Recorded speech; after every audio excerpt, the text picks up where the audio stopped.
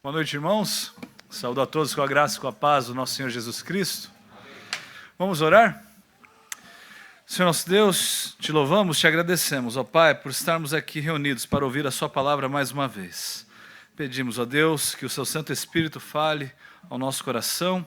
Se o nosso coração, ó Deus, não for ainda um coração transformado, que o Senhor transforme nessa noite. Em nome de Cristo que nós oramos. Amém.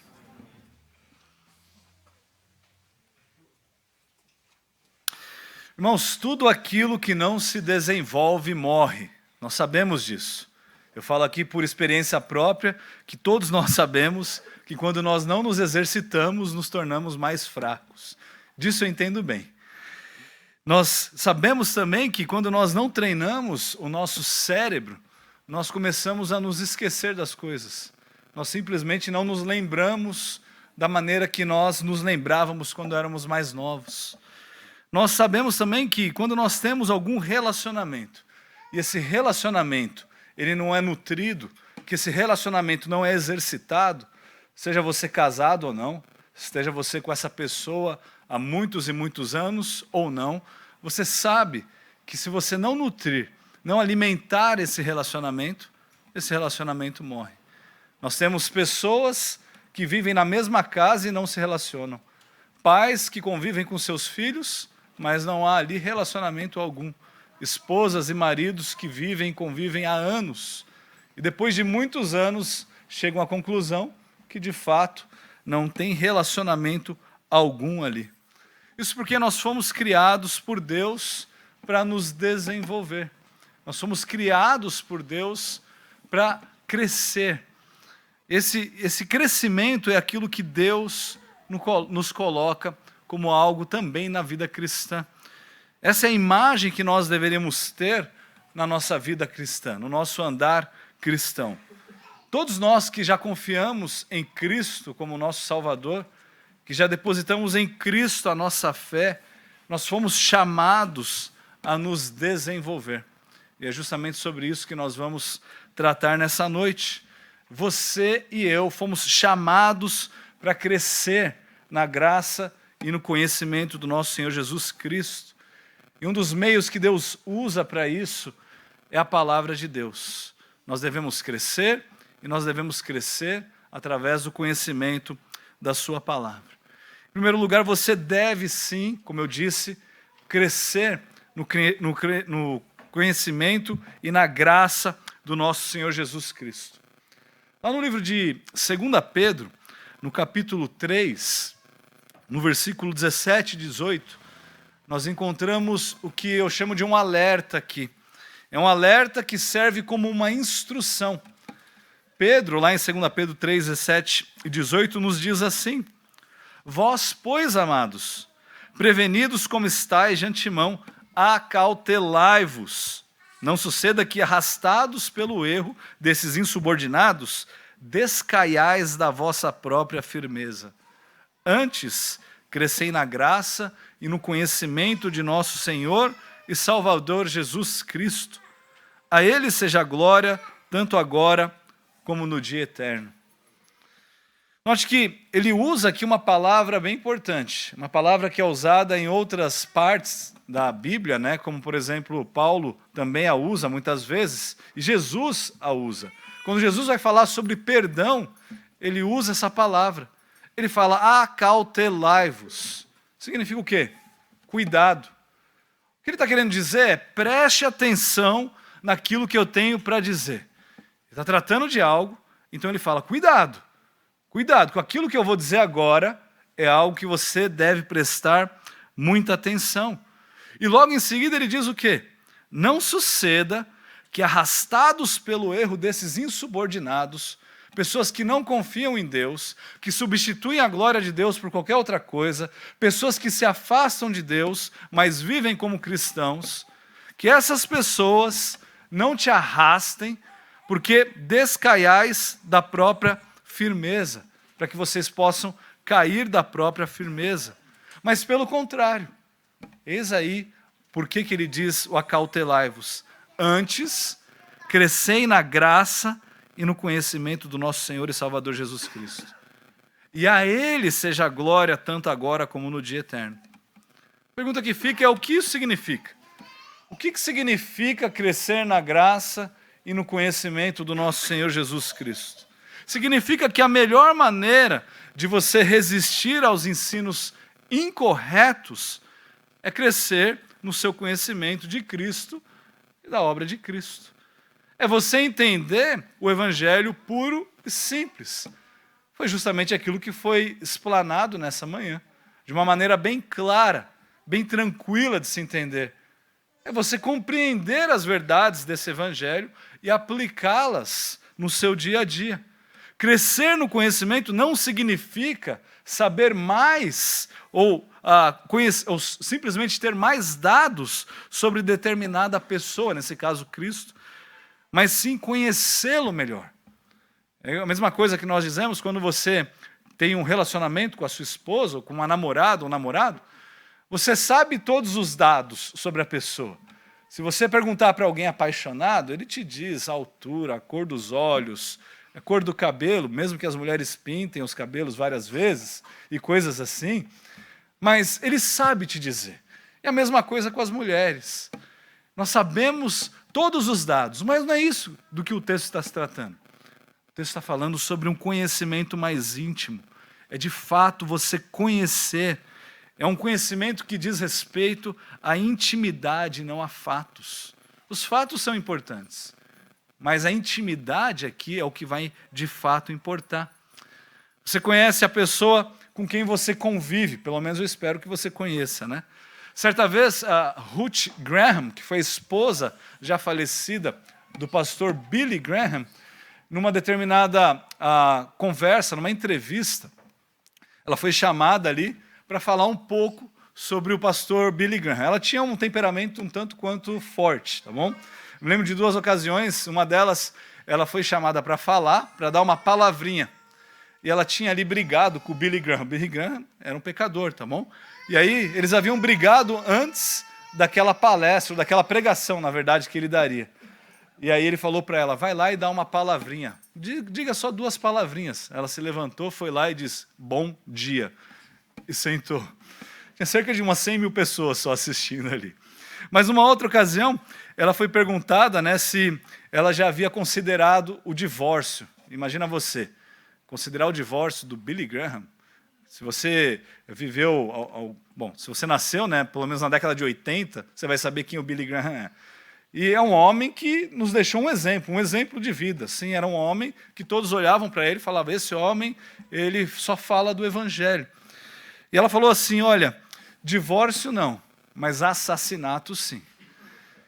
Isso porque você conhece a pessoa com quem você convive. Você sabe como a pessoa de fato é. O fato dela conhecê-lo intimamente a fazia enxergar como um homem pecador, assim como nós. Mas com Cristo, o contrário é verdade. Quanto mais nós o conhecemos, quanto mais intimidade nós temos com Cristo, mais nós crescemos na graça e no conhecimento do nosso Senhor Jesus Cristo. Mas esse crescimento não pode permanecer num nível superficial. Nós não fomos chamados a ficarmos estagnados. Nós somos chamados a progredir, a conhecer cada vez mais. Afinal de contas, a vida eterna é conhecer a Deus. Quanto mais nós temos que fazê-lo agora. Ou seja, você não pode se contentar em permanecer letárgico ou imaturo no que diz respeito à graça e o conhecimento de Jesus. Você não pode se contentar em permanecer no estado em que você está hoje. Seja você um doutor em teologia ou alguém que acabou de conhecer a fé. Não importa. Eu me lembro de ocasiões em que alguns dos meus professores com doutorado em teologia se colocavam aos pés de pastores que não necessariamente tinham doutorados em teologia e ouviam as mensagens do Evangelho. São chamados diferentes, eu sei, mas eu quero dizer é que não importa a posição em que você esteja, nós todos precisamos crescer na graça e no conhecimento de Deus. Lá no livro de Hebreus, capítulo 5, versículos 12 a 14, eu não vou aqui já dar um spoiler, né? Vou dar um spoiler, mas não vou explicar tudo aqui da mensagem da semana que vem, tá bom? Mas lá em Hebreus, capítulo 5, de 12 a 14, nós lemos o seguinte: pois com efeito, quando devíeis ser mestres, atentando ao tempo decorrido, tendes novamente necessidade de alguém que vos ensine de novo quais são os princípios elementares dos oráculos de Deus. Assim vos tornastes como necessitados de leite e não de alimento sólido. Ora, todo aquele que se alimenta de leite é inexperiente na palavra da justiça, porque é criança. Mas o alimento sólido é para os adultos, para aqueles que pela prática têm as suas faculdades exercitadas para discernir não somente o bem, mas também o mal. Eu ouso dizer que grande parte dos nossos problemas espirituais não dizem respeito aqui à nossa falta de conhecimento. Nós somos letrados, mestres, doutores no conhecimento da Bíblia. Nós temos ferramentas e mais ferramentas, livros e mais livros, bíblias de estudo, com todos os tipos de comentários, absolutamente tudo ao seu dispor, e você conhece essas coisas, você sabe delas. Se eu começar uma frase ou um versículo aqui, você termina. Se eu disser aqui um ditado popular cristão, você termina. Você sabe dessas coisas, você conhece as doutrinas, mas infelizmente os nossos problemas espirituais dizem respeito, sim, à falta de prática, de colocar essas coisas em prática. Dá uma olhada aí no versículo 14. Ele fala assim: mas o alimento sólido é para os adultos, para aqueles que, olha o detalhe, pela prática têm as suas faculdades exercitadas para discernir não somente o bem, mas também o mal. É colocando em prática aquilo que você sabe a respeito de Deus que a sua vida muda. Não é conhecendo mais sobre Deus, não é tendo mais um dado ou uma informação, um versículo memorizado, uma frase de efeito bonita para dizer para os meus amigos, ou as doutrinas todas organizadas. Eu tenho uma posição escatológica que muitos ainda não sabem. Nossa, que interessante. Mas e a prática disso? E a sua prática no dia a dia? E a sua vida, como de fato é? Infelizmente, o pregador Ravi Zacharias, falecido também, em uma das suas palestras, eu me lembro que uma pessoa foi assistir a sua palestra e gostou muito do que ele falou. Ele era muito eloquente, convenceu muitas pessoas sobre a verdade do Evangelho. E uma dessas pessoas conhecia um amigo dele, que também era um cristão, e esse cristão chegou para ele depois e falou assim: Ravi, aquela pessoa que eu convidei foi lá, assistiu você, ele ouviu tudo que você tinha a dizer. Ele falou assim: eu só imagino como é que deve ser a vida dele, fora ali do púlpito, fora dos palcos. Infelizmente, nós sabemos hoje que Ravi Zacharias cometeu muitos e muitos pecados. E que, de fato, ele falhou em várias áreas aqui. Não é porque ele era alguém famoso, com conhecimento assim fantástico sobre as Escrituras, que ele estava isento de cometer esses pecados e se afastar de Deus também. Diferente do corpo humano, que quando bem alimentado ele cresce e ele se desenvolve, o crescimento espiritual, ele não ocorre de maneira gradual e automática. O crescimento espiritual, ele ocorre de forma deliberada, pelo auxílio do Espírito Santo de Deus. O autor e ex-governador da Califórnia, o Arnold Schwarzenegger, ele também foi um dos maiores vencedores de campeonatos de fisiculturismo. Qualquer academia que você for, vai ter uma foto do Arnold Schwarzenegger, mostrando seus músculos ali, tá bom? Eu me lembro de uma entrevista que ele estava dando, explicando como é que é difícil ser fisiculturista. E aí ele relata nessa entrevista que uma mulher chega para ele e olha para ele todo musculoso, e aí você tem aquela forma meio quadrada, São tantos músculos, você olha para aquilo e fala: nossa, fica até estranho. E a mulher olha para ele, e ela sabia que ela precisava fazer exercícios, e fala assim: eu não quero fazer exercícios para ficar que nem você. E na hora ele respondeu: você nunca vai ficar que nem eu. você nunca, nem tentando, nem fazendo tudo que você pode, você vai conseguir se aproximar do meu físico. Agora, deixando de lado, né, o ego dele e tudo mais, ele falou uma verdade. Ele estava falando aqui algo verdadeiro. Essa fala dele aqui retrata essa realidade que eu estou te dizendo. Nós não nos tornaremos igual ou iguais a Lutero. Nós não nos tornaremos igual ao Paul Washer, a John MacArthur, a Augustus Nicodemos, sem que haja uma prática do nosso conhecimento espiritual. Sem que haja algo deliberado. Sem que o nosso conhecimento se torne algo que nós vivenciamos, que nós vivemos todos os dias. Não adianta absolutamente nada uma cabeça cheia de fatos, sem que esses fatos se tornem numa vida de piedade. Sem dedicação às coisas de Deus, não há desenvolvimento à semelhança do seu Filho. Sem dedicação às coisas de Deus, não há um desenvolvimento à semelhança de Cristo. Irmãos, os cristãos foram chamados a ser um exemplo vivo daquilo que eles creem. Você e eu fomos chamados a nos tornarmos um exemplo daquilo que nós cremos. A partir da sua salvação, o seu papel é se tornar aquilo que você já é.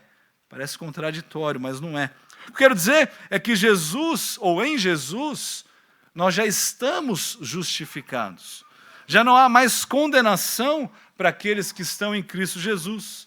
E diante de Deus nós estamos puros, pois Cristo já nos purificou. Agora, o nosso papel é nos apresentar a cada dia como nós já estamos diante de Deus Pai. Puros, justificados, santificados, santos, sem pecado. Esse é o nosso chamado, é esse o nosso papel. Nós somos chamados a assumir o papel daquele que nos chamou das trevas para a sua maravilhosa luz. Essa é a nossa responsabilidade. É como num jogo de futebol. Eu posso ser ruim de futebol, mas eu entendo como é que o jogo funciona. E uma coisa eu sei, não importa se você é ruim que nem eu, ou se você é bom, a partir do momento que você veste o uniforme do time, aquele time é aquele time que você está representando. E aí vem uma parte que eu entendo muito bem. Marque você um gol a favor ou um gol contra. A partir do momento que você veste o uniforme do time, quando você marca um gol, ou a favor ou contra, ele está contando para o time. E uma vez salvo, o seu papel é de se desenvolver cada vez mais à semelhança de Cristo. É como ter Cristo, nosso exemplo, nosso Redentor. Você vestiu a camisa, porque essa camisa lhe foi dada pelo próprio Deus. E agora você representa Ele. Você representa Ele em todas as suas ações. O seu objetivo não deve ser de comparar-se aos outros que estão ao seu redor. De se comparar àqueles que estão na minha igreja, aqueles que já são velhos de igreja, aqueles que já estudaram muito. Não é esse o seu papel. O seu papel é comparar-se a Cristo somente. O seu padrão deve ser Cristo e não a pessoa mais santa que está ao seu lado ou a pessoa mais santa que você conhece. Em ambos os casos, você pode se decepcionar, mas quando você se compara com Cristo, você está se comparando com o exemplo perfeito. E é esse exemplo perfeito que te perdoou e que te fala que você deve seguir e buscar a semelhança dele. Mas a pergunta que fica é como que nós podemos fazer isso? Como é que nós podemos crescer nessa graça e no conhecimento do nosso Senhor Jesus Cristo? Deus ele usa diversos meios para nos moldar a sua imagem. Um deles, certamente, é a palavra de Deus. Sem a palavra de Deus, nós não crescemos na graça e no conhecimento do nosso Senhor Jesus Cristo. Deus ele opera em nós por meio da sua palavra para nos conceder maturidade espiritual, para nos santificar. Em determinado momento da nossa vida, nós precisamos de alimento sólido para que a gente possa se desenvolver de fato. E a Bíblia é essa fonte rica de nutrientes, é essa fonte rica de vitaminas das quais nós precisamos. É nela que nós vamos encontrar o alimento sólido para o nosso desenvolvimento. É nela que nós encontramos a verdade. Lá no livro de João, capítulo 17, no versículo 17, o Senhor Jesus diz assim: santifica-os na verdade, a tua palavra é a verdade. A palavra de Deus é a verdade, é aquilo que nós mais precisamos. Só podemos nos desenvolver quando nós estamos fundamentados em algo sólido. Você não consegue criar um prédio altíssimo quando o seu fundamento está colocado sobre areia. Princípio bíblico. Você não consegue criar ali um empreendimento sólido se aquelas bases que formam o seu empreendimento não estão boas. Se você não está bem estabelecido, como é que você vai formar algo ainda maior? Nós só podemos nos envolver quando os fundamentos estão em algo sólido. Nas minhas aulas de filosofia que eu tive há uns anos atrás, eu aprendi que para que algo seja válido, ele precisa ser imutável, externo e fixo. Imutável, externo e fixo. Todas essas características são qualidades da palavra de Deus. São qualidades da verdade, da própria palavra de Deus. A palavra de Deus não é apenas mais um livro que contém palavras sobre Deus ou algumas palavras de Deus, mas ela nos é apresentada como a própria palavra de Deus aos homens. E Deus usa homens para nos dar a sua palavra. Ela é a palavra de Deus registrada por homens separados, por pessoas santificadas pelo propósito ou pelo próprio Deus para esse propósito. Então, quando nós nos deparamos com a Bíblia, nós estamos nos deparando com a verdade do próprio Deus, com aquilo que Deus queria nos passar, nos ensinar, aquilo que é necessário para a nossa vida, para essa vida curta que nós temos aqui. Tudo que nós precisamos é conhecer a palavra de Deus. A Bíblia é a verdade. Logo, entre ela e o que a ciência diz, nós ficamos com a Bíblia. Entre o que a ciência relata e o que Deus diz, nós ficamos com a Bíblia. Mas antes que você me coloque lá, me marque como negacionista, tá bom? Eu não sou, tá bom? Mas todo negacionista diz isso, né? A ciência, ela muda a cada instante. Num dia ela diz isso, no dia seguinte não é bem assim. E no outro dia já não foi aquilo que foi dito no dia anterior e nem naquele outro dia. A ciência não é confiável. É até a próxima descoberta, até o próximo dia. Já a palavra de Deus é imutável. Ela permanece para sempre. Quando nós encontramos algo que é perfeito, nós não precisamos melhorá-lo. Bom, se é perfeito, é perfeito. Não tem por que melhorar. Seria impossível você melhorar algo que já é perfeito. Mas o que os homens querem por meio da ciência é modificar aquilo que Deus estabeleceu e assumir o papel do próprio Deus. É controlar as coisas como se o homem fosse o próprio Deus. Repito mais uma vez aqui, nós não somos negacionistas, mas onde há dúvidas entre a ciência e a Bíblia, que essa dúvida paire sobre a ciência e não sobre a Bíblia, e não sobre os preceitos e princípios da palavra de Deus. É a palavra de Deus que precisa fazer morada em você. E é essa verdade que precisa habitar dentro de você constantemente. Lá em Colossenses 3,16, nós lemos o seguinte: habite ricamente em vós a palavra de Cristo. Ele ainda acrescenta: instruí-vos e aconselhai-vos mutuamente em toda a sabedoria, louvando a Deus com salmos e hinos e cânticos espirituais, com gratidão em vosso coração. Nós só conseguimos nos desenvolver e praticar algo quando aquilo faz parte nossa, íntima, quando aquilo é algo que nós de fato compreendemos, entendemos. A ideia aqui é aquilo que nós chamamos na educação clássica, eu já faço propaganda da escola aqui, né? De repetitio mater memoriae, que a repetição é a mãe da memória.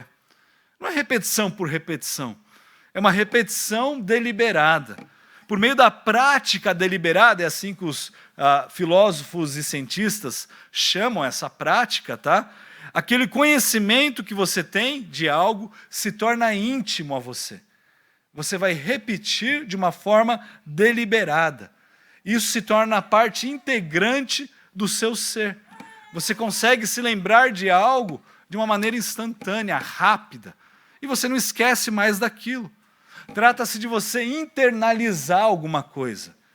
E não é só ficar repetindo um mantra por repeti-lo.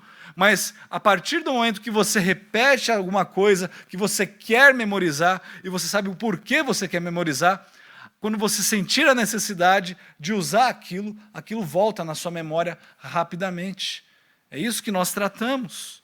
Quando um jogador de basquete ele vai fazer um arremesso, imagine você, um jogador lá da NBA, aqueles profissionais, ele não fica parado e pensando, como é que é o movimento mesmo? Eu preciso levantar essa mão, direcionar, e essa outra mão segurar a bola para movimentar para um lado ou para o outro. Não. Ele faz isso de uma maneira automática. Ele faz isso de uma maneira rápida. Uma fração de segundos, ele coloca em prática aquilo que é íntimo a ele, aquilo que ele conhece, aquilo que ele não consegue nem pensar, e se torna tão natural que nem vem à mente dele, ele simplesmente faz o arremesso. E nós vemos aí jogadores fabulosos que estão tão bons naquilo e que continuam acertando, acertando, acertando, e nós ficamos imaginando, como é que o cara faz isso? Essa prática deliberada. É algo que se tornou vivo, que faz parte dele. E o mesmo acontece conosco. Quando a palavra de Cristo ela habita abundantemente em nós, a nossa reação às coisas mais diversas, às situações mais difíceis, serão reações bíblicas. Quando a palavra de Deus habita ricamente em você, quando você se deparar com um problema, você não corre para o outro lado. Você enfrenta o problema com os princípios bíblicos, com a palavra de Deus. Se estivermos habitados ali pela palavra, nós responderemos com a palavra e pela palavra. Se nós estivermos cheios da palavra de Deus, quando nós formos perfurados ali pelos dardos do inimigo, a única coisa que sairá de nós não são xingamentos, mas sim a palavra de Deus. A palavra de Deus que foi internalizada do nosso coração, que faz parte da nossa mente dia após dia. Note que, cheios da palavra, nós somos capazes de instruir e também de aconselhar uns aos outros. Quando nós estamos ricos, abundantes da palavra, repletos da palavra, nós conseguimos ajudar aqueles que precisam. Por isso que o aconselhamento, ou simplesmente palavras de admoestação, não são responsabilidades apenas minha e do Guilherme. É responsabilidade de todos aqueles que Gálatas nos aponta, estão no Espírito, andam conforme o Espírito, estão cheios do Espírito. E se você não está no Espírito, você está onde? Deve ser na carne. Logo, é sua responsabilidade, como cristão, se encher da palavra de Deus, para que você também possa ajudar aqueles que passam necessidade, instruir e aconselhar uns aos outros. E juntamente com os outros, nós podemos então louvar a Deus com salmos, com hinos, com cânticos espirituais, com gratidão em nosso coração. Quando aquilo que habita em nós é a palavra a qual nós nos expomos diariamente, a nossa reação às adversidades da vida serão reações de louvor, com coração grato, e não simplesmente reclamação. Reclamar e reclamar e reclamar, porque as coisas não andam da maneira que nós desejamos. Por isso, irmãos, nós devemos desejar a palavra ardentemente. Ou como Pedro diz, em 1 Pedro agora, 2 e 3, ele diz assim, desejai ardentemente, como crianças recém-nascidas, o genuíno leite espiritual, para que por ele vos seja dado crescimento para a salvação, se é que já tendes a experiência de que o Senhor é bondoso. Isso eu tenho de conhecimento próprio também, tá? Uma das primeiras coisas que os bebês aprendem é a mamar, né? E se você já teve filhos, você se lembra bem disso. Ele esperneia, ele grita. E quando ele vê que o mamá está chegando, parece que ele ganhou a Copa do Mundo, que foi a melhor coisa do mundo que está acontecendo naquele momento.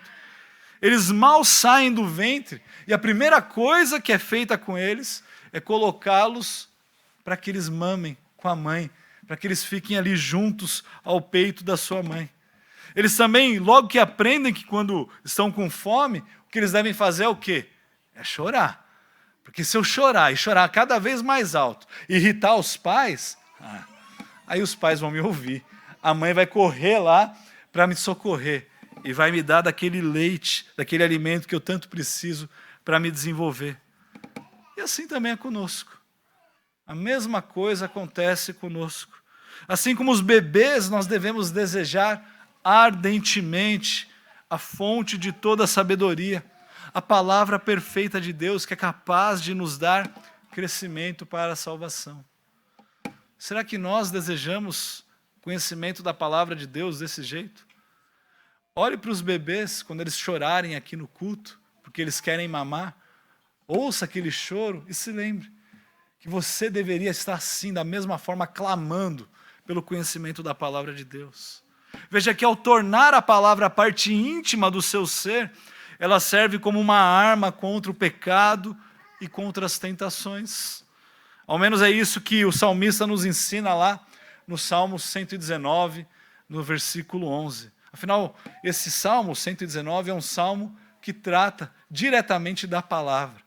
Eu não vou ler o salmo inteiro aqui, tá? Mas fica aí uma tarefa, talvez, para você fazê-lo em casa. O Salmo 119 é um salmo que nos ensina muito sobre a palavra. E no versículo 11 ele diz assim: guardo no coração as tuas palavras para não pecar contra ti. Contrário do que é ensinado aí na maioria das escolas, a memorização não é aquele bicho-papão que nós temos medo. A memorização, como eu disse, não é algo que deve ser evitado, mas deve ser praticado. A memorização é uma ferramenta cognitiva que Deus nos deu para que nós pudéssemos ser auxiliados aqui em diversos momentos de tentações. Quando nós memorizamos as coisas certas, a palavra de Deus. Quando nós sabemos esses versículos importantes da palavra de Deus, de memória, de cabeça, de coração, quando nós nos deparamos com uma situação difícil, aí vem aquele versículo na sua mente. Quando alguém nos pergunta algo que nós julgamos ser importante, nós fazemos exatamente aquilo que a memorização das Escrituras nos proporciona. Por exemplo, se alguém te perguntar qual que é a sua data de aniversário, eu sei que alguns já esqueceram, tá? Mas se você é uma pessoa mais normal, mais comum, né? Qual é a sua data de aniversário? Qual que é o número do seu CPF? Qual que é o seu RG? Uma que todo mundo sabe. Qual que é o dia do seu pagamento? Nós nos lembramos prontamente. Ninguém esquece disso. E a mesma coisa nós fazemos, ou deveríamos fazer, com as Escrituras. Quando você memoriza as Escrituras e você se depara com alguma dificuldade, é nesse momento que Deus, através do seu Santo Espírito, através desse auxílio prático, de uma coisa bem fácil, que todos nós podemos e devemos fazer, nos ajuda, colocando aqueles versículos bíblicos na nossa memória. Nós podemos responder com coração grato, é aquilo que nós vimos agora. As respostas a essas perguntas vêm de um modo imediato, da mesma forma que deveria vir os versículos na sua mente quando você se depara com problemas. O ponto aqui é que memorizar as Escrituras, que ao memorizar as Escrituras, na verdade, você está se preparando não a responder perguntas como essas, mas os ataques do adversário.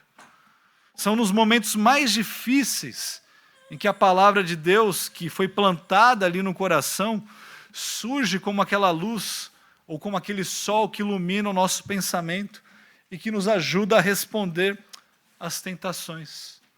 Pelo menos é isso que o salmista diz ainda no Salmo 119, agora no versículo 105. Ele diz: lâmpada para os meus pés é a tua palavra e luz para os meus caminhos. A palavra de Deus, ela serve como um farol que ilumina os nossos passos, para que nós não venhamos a tropeçar, para que não caiamos. A palavra de Deus é aquilo que vai nos dar luz para enxergarmos as dificuldades e, através dela, nós possamos passar por essas dificuldades. Mas não adianta nada você ter a ferramenta certa, que é a palavra de Deus, e não utilizá-la. Não adianta nada eu ter o conhecimento da palavra e não colocá-la em prática. Há umas 2 semanas, uma das nossas professoras, ela veio para mim e falou assim: nós temos um microscópio aqui na escola, mas ele não está funcionando. Então eu pedi para ela trazer para mim que eu ia examinar. Meu conhecimento técnico sobre o microscópio, né, é muito elevado, e eu queria dar uma olhada para ver se eu poderia resolver. Porque muitas vezes os problemas são mais simples do que parecem. Então eu fui lá e genialmente troquei a pilha, né? Falei, deve ser esse o problema. E não funcionou. Então, falei para ela, a gente precisa comprar um outro microscópio. 2 dias depois, uma outra professora chegou para mim e falou assim: eu usei o microscópio e foi muito bom. Mas como é que você usou o microscópio? Ele não funciona. Ela falou assim para mim: é porque eu li o manual. Aí eu falei, entendi. E muitas vezes, o que nos falta é a prática com a nossa ferramenta. Ele está ali, nós podemos usá-lo. Todos nós sabemos, né? A Bíblia está aqui, 66 livros, né? Tem versículos e capítulos. Mas nos falta tempo com a palavra de Deus para que a gente possa aprender a utilizá-la. Nós ficamos aqui como se... Onde eu começo? O que eu faço? Um livro tão grande, para onde que eu vou? Por fim, eu me lembro de algo que aconteceu ainda quando eu estudava no seminário. Uns 2 anos atrás, né? Não, já faz um tempinho. E minha professora de grego era uma senhorinha. E quando eu falo senhorinha, eu falo aqui mais de 70 anos, né? Mas eu não sei a idade dela. Eu sei que ela era bem velhinha, já, ou aparentava ser bem velhinha. Por isso eu digo bem mais de 70 anos, tá bom? E ela disse que ela estava com um problema na impressora dela. E ela falou assim: Elmer, você poderia me ajudar com a minha impressora? Porque, de fato, eu não consigo resolver. Eu levei meu sobrinho para resolver esse problema e não conseguimos resolver. Então, ela morava do lado ali da igreja, onde o seminário acontecia. E aí eu falei para ela, tudo bem, depois do almoço eu passo lá e eu tento resolver o problema para a senhora. E ela morava ali pertinho, eu fui lá ajudá-la. E depois de chegar na casa dela, já fui direto para a impressora, examinei a impressora, em cerca de 10 segundos eu descobri o problema. Eu fui lá e conectei a impressora na tomada. E o problema dela foi resolvido. Irmãos, eu digo isso porque nós também somos assim. A distância entre o conhecimento e o resultado esperado se encontra numa prática deliberada que nós deixamos de lado. Muitas vezes nós sabemos como é que as coisas devem funcionar, mas nós não colocamos em prática. Todo mundo sabe que para uma impressora funcionar, a primeira coisa que você tem que fazer é colocá-la na tomada. Mas entre você saber isso, ir lá examinar e colocar isso em prática, tem um buraco. Tem um vão muito grande. O que nos falta é algo simples. É identificar o problema e, de uma maneira específica, solucioná-lo. E a vida cristã, ela deve ser simples. Não deve haver ali rodeios, filosofias, frescuras. Não deve haver ali coisas, né, em que nós precisamos nos preparar para conversar com os pastores e diáconos, algo assim especial, nada disso. Você deve identificar quais são as áreas de necessidade e agir para que os seus problemas sejam solucionados colocando a palavra de Deus em prática. Qual é o seu problema? Identifica o seu problema, o seu pecado. O que a palavra de Deus tem a dizer? E você coloca ela em prática. Você deve então criar tempo de estudo diário das Escrituras. O pastor de jovens, que foi meu pastor de jovens há alguns anos atrás, ele já dizia isso, né? Muitas vezes, você tem tempo para tudo aquilo que você desejar. Você tem tempo para tudo aquilo que você desejar. A questão são prioridades. Quais são as suas prioridades? Nós precisamos priorizar algum momento do dia para ler, e não só ler, e refletir, considerar pensar em como aplicar aquilo que nós estamos lendo sobre as Escrituras no nosso dia a dia. Só ler não basta. Eu li a Bíblia o dia todo hoje. Puxa, e está pecando desse jeito agora? Qual que é a vantagem disso? Você tem que colocar em prática aquilo que você está aprendendo da palavra de Deus. Mas você vai só aprender a palavra de Deus se você estudar a palavra de Deus. Lembre-se que o desenvolvimento rumo à santificação, o crescimento na fé, não é algo extraordinário, mas deve ser algo comum a todos nós. Quero que vocês pensem nas duas parteiras ali do livro de Êxodo, no capítulo 1. O que elas fizeram ao salvar aqueles recém-nascidos da morte e não assassiná-los ali, como que era a ordem do faraó, foi apenas o exercício da profissão delas. Afinal de contas, elas eram parteiras. Foi para isso que elas foram treinadas, de certo modo. Elas exerciam o seu ofício de uma maneira comum. O que você vai fazer hoje? Bom, o que eu faço todos os dias. Eu vou ajudar mulheres a darem à luz. E é isso que nós fomos chamados a fazer no nosso dia a dia.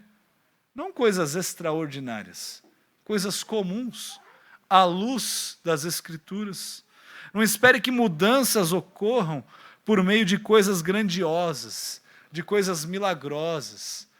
A minha vida só vai mudar quando Deus fizer isso. E aí você imagina algo tão grande que até aquele que é casado com você duvida.